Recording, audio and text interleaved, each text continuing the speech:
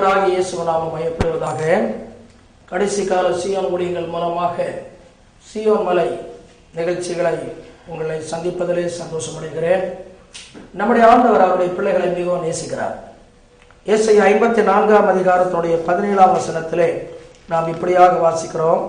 உனக்கு விரோதமாய் உருவாக்கப்படும் எந்த ஆயுதமானாலும் அது வாய்க்காதே போகும். உனக்கு விரோதமாய் நியாயத்திலும் எந்த நாவையும் நீ குற்றப்படுத்துவாய். இது கர்த்தருடைய ஊழியக்காரருக்கும் கர்த்தருடைய மக்களுக்கும் உரிய சுதந்திரமும் நீதியுமாக இருக்கிறது என்று வேதம் சொல்லுகிறது.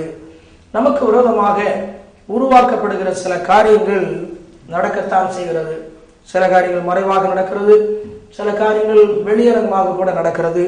ஆனால் ஆண்டவர் சொல்லுகிறார், அதில் ஒன்றும் வாய்க்காதே போகும். ஏசாயா 41ஆம் அதிகாரத்தினுடைய 12ஆம் வசனம் சொல்லுகிறது, நீ தேடியும் காணாதிருக்கும்படிக்கு காரியங்களை ஆண்டவர் மாற்றி தருவார். அருமையானவர்களே, இந்த பிரச்சனை எனக்கு வந்ததா என்று ஆச்சரியப்படும்படிக்கு ஆண்டவர் அவைகளை ஒன்றுமில்லாமல் மாற்றுவதற்கு ஆண்டவர் வல்லமை உள்ளவர். யோவான் சுவிசேஷம் அதனுடைய 13ஆம் அதிகாரத்தினுடைய 27ஆம் வசனத்தை நாம் வாசிக்கிற வேளையிலே ஆண்டவராய் இயேசுடைய சீசர்கள் கடைசி ராப்ப தினத்தில் உட்கார்ந்து இருக்கும் போது அங்கே அப்பத்தை பிட்டு சீசர்கள் கொடுக்கிறார். அப்பொழுது உங்களை ஒருவன் காட்டி கொடுப்பான் என்று சொல்லும் போது ஒவ்வொருவன் கேட்கிறான், நானா நானா என்று கேட்கும் போது அங்கே யூதாசுக்கு அங்கே ஆண்டவர் அந்த அப்பத்தை கொடுக்கும் போது சாத்தான் அவனுக்குள் புகுந்தான் என்று சொல்லப்பட்டிருக்கிறது. நீ செய்கிறதை சீக்கிரமாய் செய் என்று சொல்லுகிறதை பார்க்கிறோம்.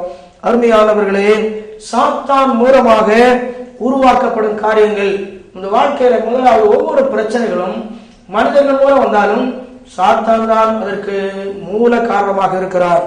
சாத்தான் யூதாசுக்குள் புகுந்த உடனே அங்கே அவரை காட்டிக் கொடுக்க வேண்டிய திட்டங்களை அவன் செயல்படுத்துகிறார்.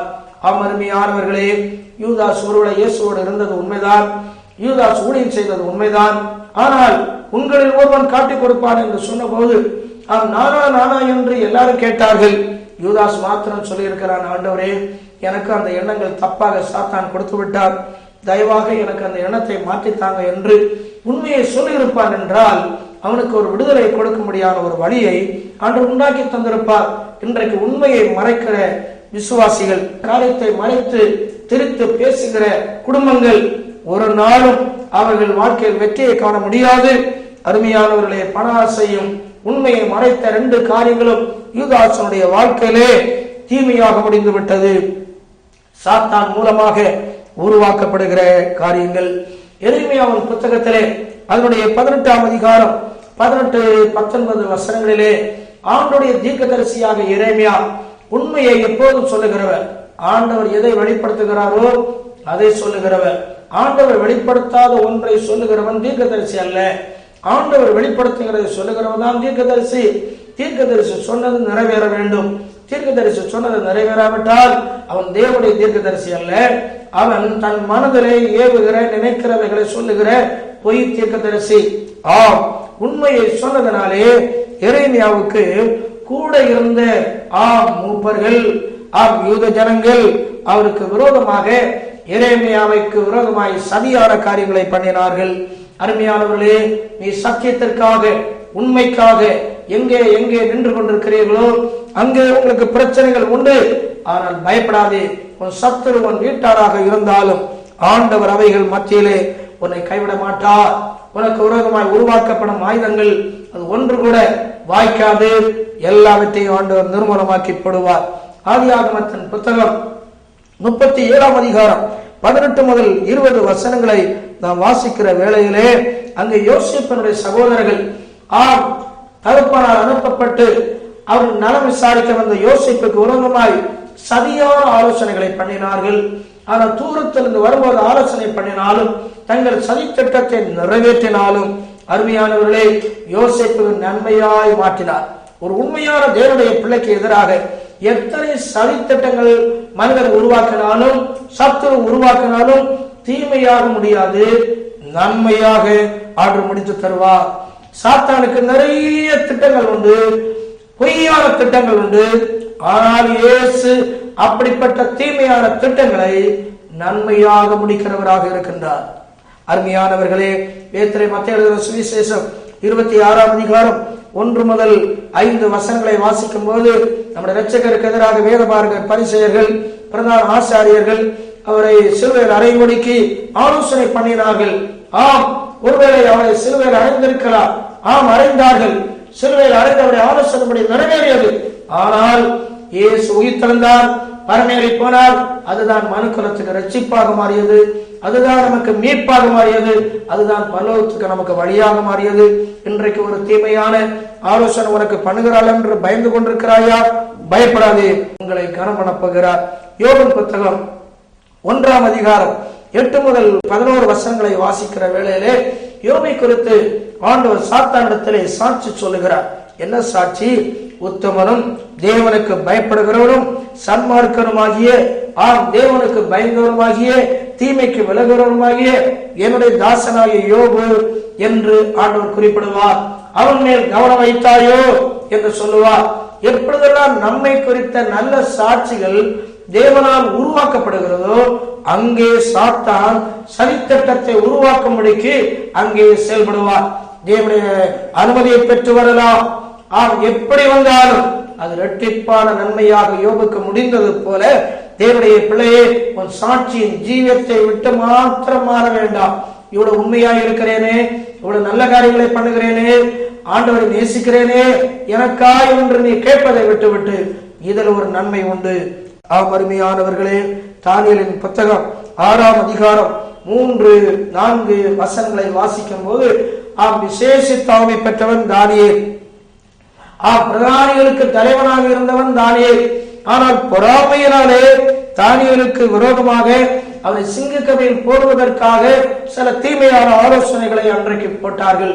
அருமையானவர்களே, அப்படிப்பட்ட திட்டங்கள் வந்தாலும் சிங்கத்தின் வாயை கட்டி தானியேலுக்கு வெற்றி கொடுக்கும்படிக்கு ஆண்டவர் அவருடைய ஆலோசனைகளை அபத்தமாக்கினார்.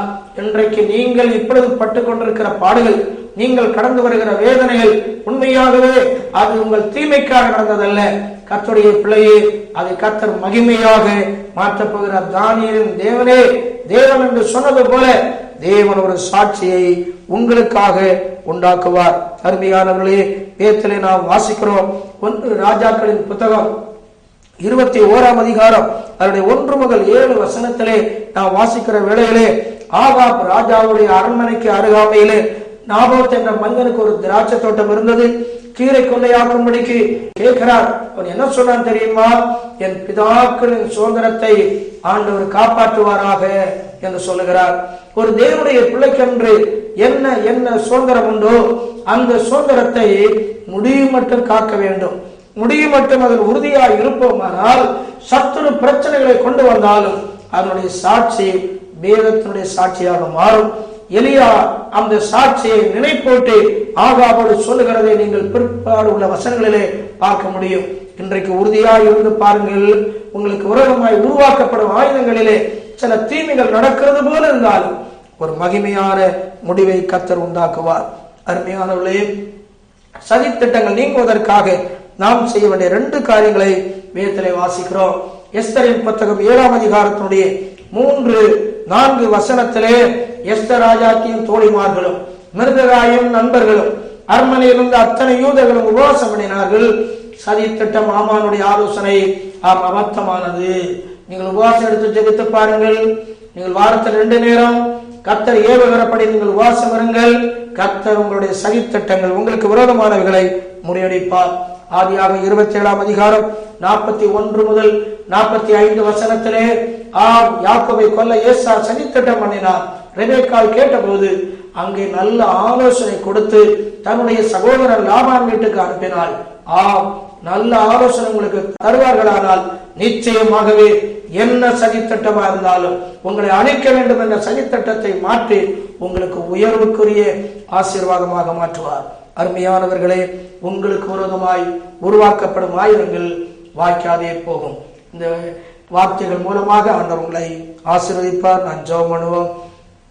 நல்ல ஆண்டவரே, இன்று கேட்ட அந்த நல்ல செய்திகள் மூலமாக உங்களுடைய பிள்ளைகளுடைய வாழ்க்கையிலே என்னென்ன தீமையான ஆலோசனைகள் மறைவாக நடந்து கொண்டிருக்கிறதோ எல்லாம் அபத்தமாக்குவீராக. அவர்கள் பணி செய்கிற இடத்திலே ஒரு வெற்றியை காண்பார்களாக. என்னுடைய வாழ்க்கையிலே ஒரு அற்புதமான காரியம் நடைபெறுவதாக. அவர்களை அழிக்க வேண்டும் என்று நினைக்கிறவர்கள் வெட்கப்படும்படிக்கு நீர் அவளுக்கு நல்ல ஆலோசனை கொடுத்து இவர்களுடைய ஜெபங்கள் உபவாசங்களை அங்கீகரித்து நீர் ஆசீர்வதியும். உனக்கு விரோதமாய் உருவாக்கப்படும் ஆயுதங்கள் வாய்க்காதே போகும். வார்த்தைப்படி ஜனத்தை ஆசீர்வதியும். இயேசு நாமத்தில் பிதாவே, ஆமென். ஆண்டவர்களை ஆசீர்வதியும்.